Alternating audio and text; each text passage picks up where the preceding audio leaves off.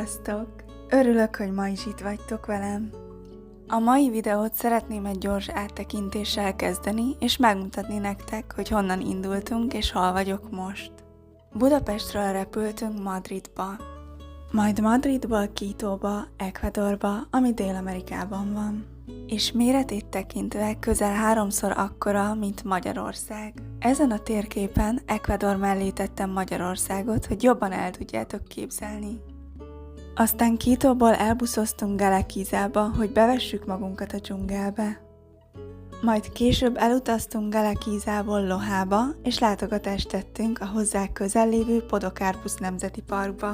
Ez volt az előző videó témája, és itt láthatjátok a területet, aminek mindössze csak egy kis szegletét jártuk be. Ezek után tovább utaztunk Vilcabambába, és erről fog szólni a mai videó. Összesen az eddig megtett buszút hossza Ecuadorban kb. Akkora, mintha Magyarországot átutaztam volna az őrség szélétől egészen Szabolcs-Szatmár-Bereg megye határának végéig. És itt láthatjátok a képen szemléltetésként Magyarországot Ecuadorra helyezve. Lojának egy kétszintes, közepes méretű buszpályaudvara van, és itt láthatjátok a busztársaságokat, akiknél a menetidőről lehet érdeklődni és megvásárolni a jegyeket. Valahogy így néz ki kiírva, honnan hová megy a busz, mikor és mindez mennyibe kerül. De ezek a kiírások egyébként sosem jelentenek garanciát. Szóval mindig érdemes szóban is rákérdezni ezekre az információkra. És előfordul, hogy több busztársaság is indít járatokat egy-egy településre. Így hát célszerű végig sétálni és megnézni a kiírásokat. Ahogy látjátok, itt nagyon sok helyen árulnak ajándékkosarakat és édességeket. Sőt, szinte csak azt árulnak. De ideje felkerekednem, hiszen hamarosan indul a busz Vilcabambába. És itt is van a busz, ami elvisz minket. Vilcabamba nagyon közel van, szóval ez mindössze csak 1 órás buszút lesz. Az ára pedig $2. Mióta itt vagyok, ez volt az első olyan utazásom, ahol nem mi voltunk az egyetlen külföldiek a sok helyi között. És ez szinte már furcsa volt. Ahogy az is, hogy itt ezen a buszon nem helyi ekvadori slágerek szóltak, hanem amerikai zenék. Itt gyakran szállnak fel a buszra útközben árusok, akik gyümölcsöt, chipset vagy főtételt kínálnak. Továbbá olyan emberek is, akik pénzt gyűjtenek valamilyen céllal. Ilyenkor megállnak a busz elején, és tartanak egy kis előadást arról, hogy mit fognak árulni, vagy hogy éppen miért és mire gyűjtenek pénzt. Néha nagyon szenvedélyesen, már szinte szappanopera-szerűen adják elő magukat. Ezekből láthattok most egy rövid kis ízelítőt. Bízom benne, hogy ítélkezésmentesen fogjátok nézni a következő képsorokat.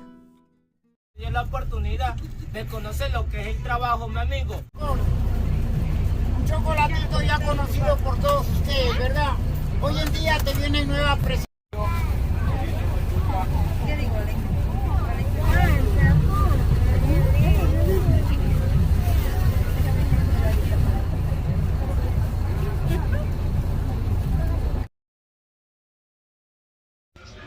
Le is szálltunk a buszról, úgyhogy most elindulunk gyalog a szállásunkra, kb. egy 15 perc séta lesz. Itt, amikor megállnak a buszok, akkor felnyitják ezt a tetőt, hogy szellőztessék és hűtsék a motort. Annyira örülök, és olyan fantasztikus, hogy végre itt vagyok. Persze vicces módon még mindig nem tudok szinte semmit erről a helyről. És éppen csak leszálltam a buszról, de már is hatalmába kerített valami különös, vibráló érzés. Kíváncsi vagyok, hogy ez vajon a kezdeti lelkesedés, vagy valami más, de ezt az idő majd úgyis megmutatja.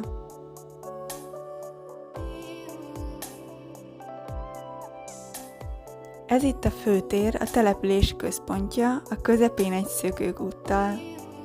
És itt van jobb oldalt a helyi templom, mellette pedig bankautomaták. A föld teli van rózsaszín virágszirmokkal, és olyan különös, hogy milyen sok ember sétálgat, beszélget és ücsörög itt. Később még vissza fogok idejönni, csak előbb lepakolom a cuccaimat.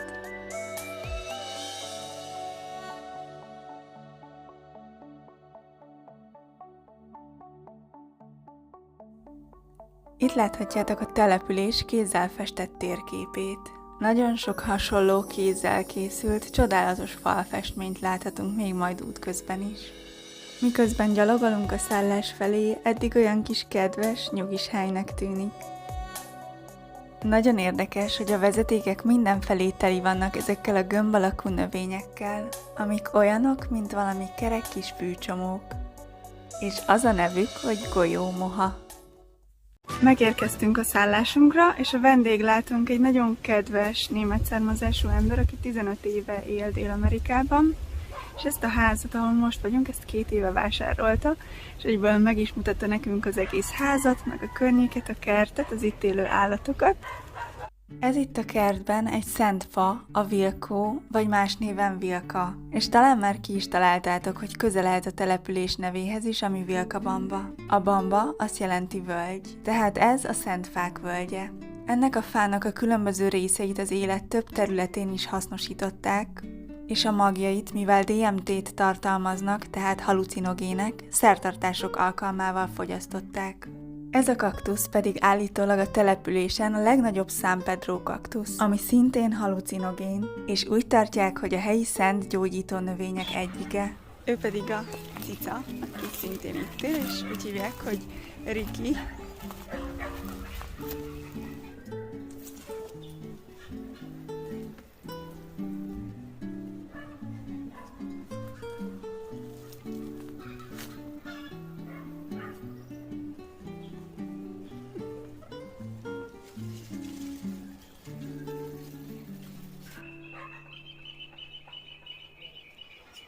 Ez a fa, amire most Riki felmászott, ez egy mangófa, és így láthatjátok is körülötte a kis zöld mangókat.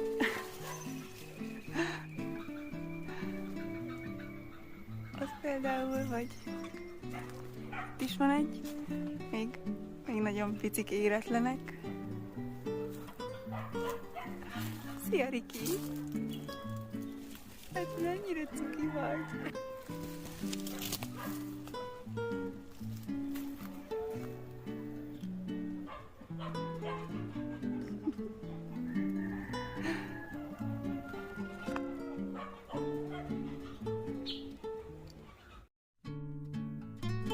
Vilcabamba híres a jó levegőjéről és a tiszta vízéről. A hosszú élet völgyének is nevezik, mert sok 100 év fölötti kort megélt ember él itt. Ebben a Presedam nevű vegetáriánus vegán étteremben fogunk most enni. És itt láthatjátok a menüt. Igazán hangulatos, csendes, kellemes légkörű helyen fekszik, a város központjától kicsit kijjebb. Egy Krisna hívő, argentin származású család háza, ami heti 3 napon van nyitva, mint étterem. Van egy saját kis kertjük, ahol megtermelik a salátákat, meg a fűszereket, és még néhány hozzávalót az ételekhez, amiket árulnak.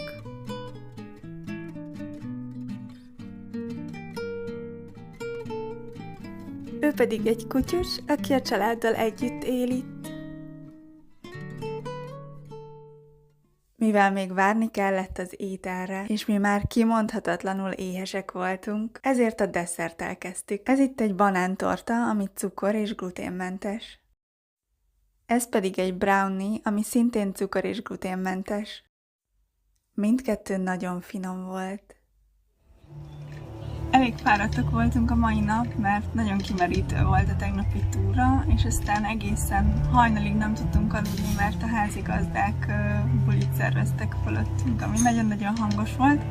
Úgyhogy kicsit nyűgösek voltunk, de így, hogy megérkeztünk erre a helyre, szinte minden nyűgünk elmúlt.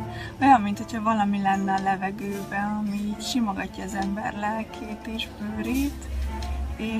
És egyszerűen csak úgy megnyugtat, és úgy nagyon, nagyon jól érzed magad.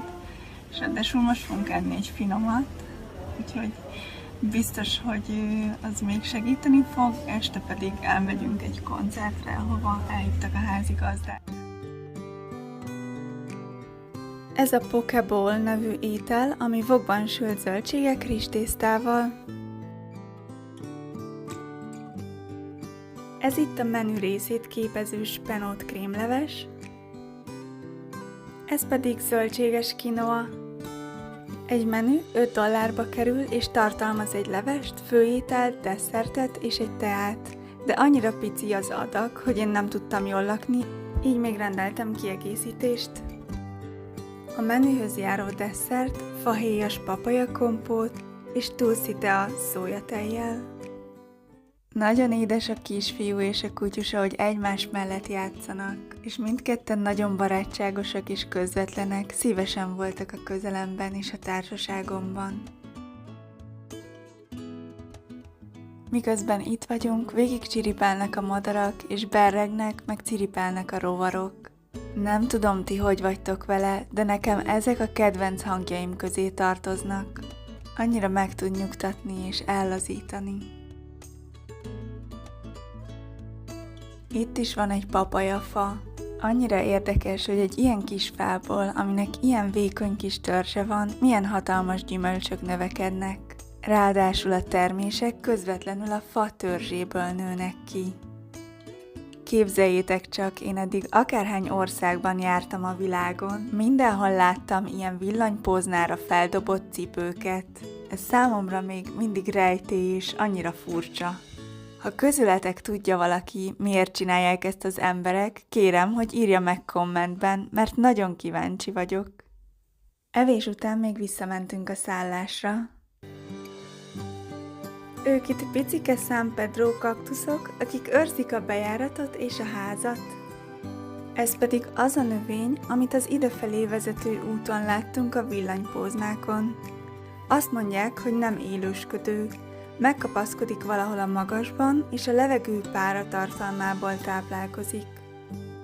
Ez a város teli van hasonló szép falfestményekkel. Erre az van írva, hogy minden virág egy lélek. Most megyünk az esti szórakozó helyre.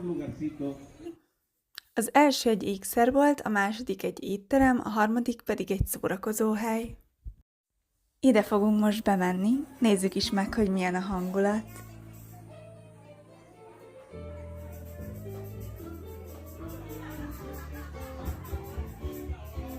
Ahogy látjátok, éppen csak kezdődget még az esti koncert, és mindenféle korosztály képviseli itt magát.